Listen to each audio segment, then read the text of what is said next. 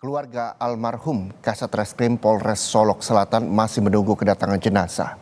Menurut rencana, jenazah AKP Ulil Rianto disemayamkan di rumah duka di Kota Makassar, Sulawesi Selatan.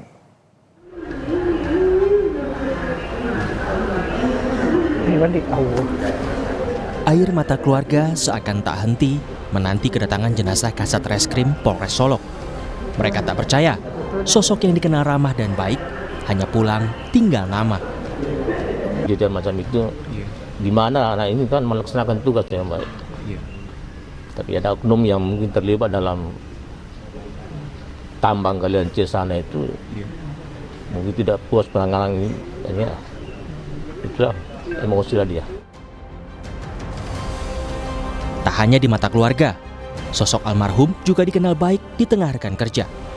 Bahkan, Kapolda Sumatera Barat menyebut almarhum sosok pekerja keras, terbukti dari karirnya yang gemilang. Seorang yatim dan bapaknya sudah meninggal sejak kecil dan beliau hanya diasuh ibu, dan pastinya karirnya sangat bagus karena dari perjalanan karirnya sangat hebat.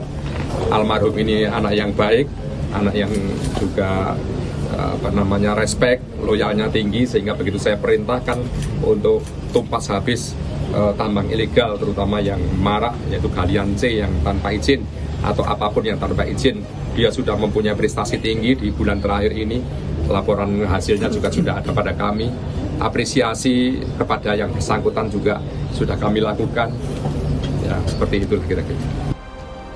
Menurut rencana, jenazah AKP Ulil Rianto tiba di Makassar pada pukul 10 malam waktu Indonesia bagian tengah. Jenazah akan disemayamkan di rumah duka sembari menunggu keluarga almarhum. Rama Pratama, Kompas TV, Makassar, Sulawesi Selatan.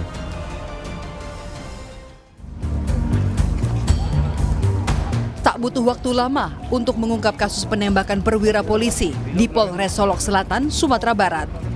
Kepala Bagian Operasional Polres Solok Selatan menyerahkan diri usai menembak Kasat Reskrim Polres Solok Selatan. Pelaku menyerahkan diri pada Jumat dini hari, tepatnya pukul 3 waktu Indonesia Barat. Propam Polda Sumatera Barat masih menyelidiki motif pelaku menghabisi rekan kerjanya sesama perwira polisi.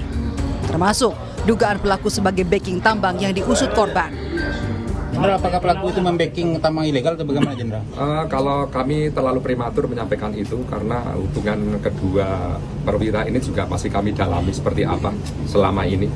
Tentunya juga Kapolres Solok Selatan akan kami mintai keterangannya juga, karena yang sebagai komandannya langsung di Polres itu pastinya akan tahu persis bagaimana staf-stafnya, kinerjanya termasuk prestasinya, atau mungkin ada konflik of interest, kita belum mendalami itu. Ya, pastinya dalam proses pendalaman ini mohon waktu untuk kami nanti infokan selanjutnya. Kasus ini berawal saat Kasat Reskrim Polres Solok Selatan menangkap pelaku tambang ilegal pada Jumat dini hari. Saat pelaku tambang ilegal diinterogasi di ruang penyidik, Kabak Ops Polres Solok Selatan menghampiri Kasat Reskrim di lapangan parkir Mapolres. Sejumlah saksi mendengar 2 kali suara tembakan sebelum akhirnya menemukan Kasat Reskrim tergeletak di lapangan parkir.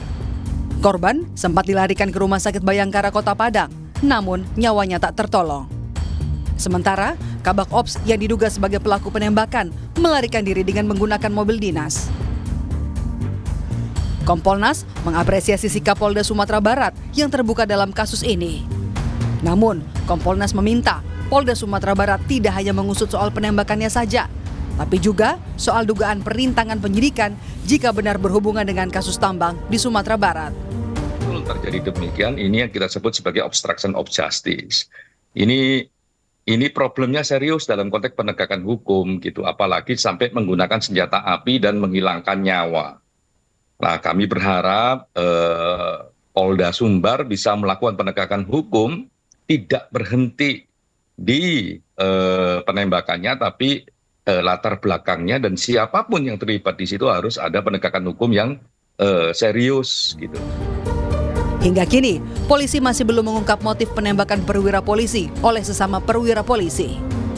Namun yang pasti, korban ditembak hingga tewas oleh sesama polisi usai menangkap pelaku tambang liar. Tim Liputan, Kompas TV. Dan saudara, informasi terbaru soal kasus polisi tewas ditembak polisi, kita akan bergabung dengan jurnalis Kompas TV dari Rio Yohanes di Padang, Sumatera Barat. Rio, sudahkah Anda mendapatkan informasi? Apakah polisi sudah mengungkap motif penembakan Kasat Reskrim oleh Kabak Ops di Polres Solok Selatan?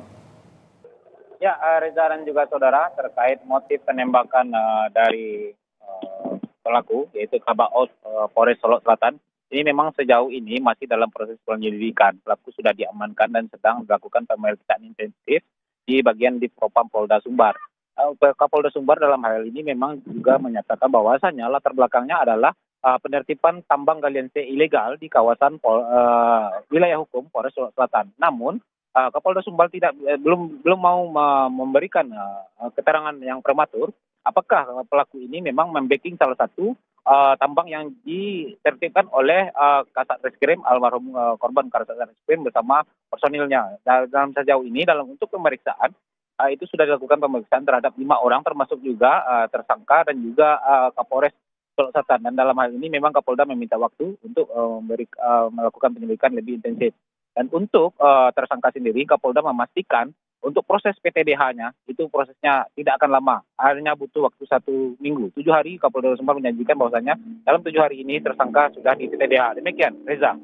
Baik, terima kasih Rio Yohanes melaporkan langsung dari Padang, Sumatera Barat. Kami akan terus update informasi terkait dengan informasi terbaru soal polisi tewas ditembak polisi. Terima kasih Rio Yohanes, jurnalis Kompas TV.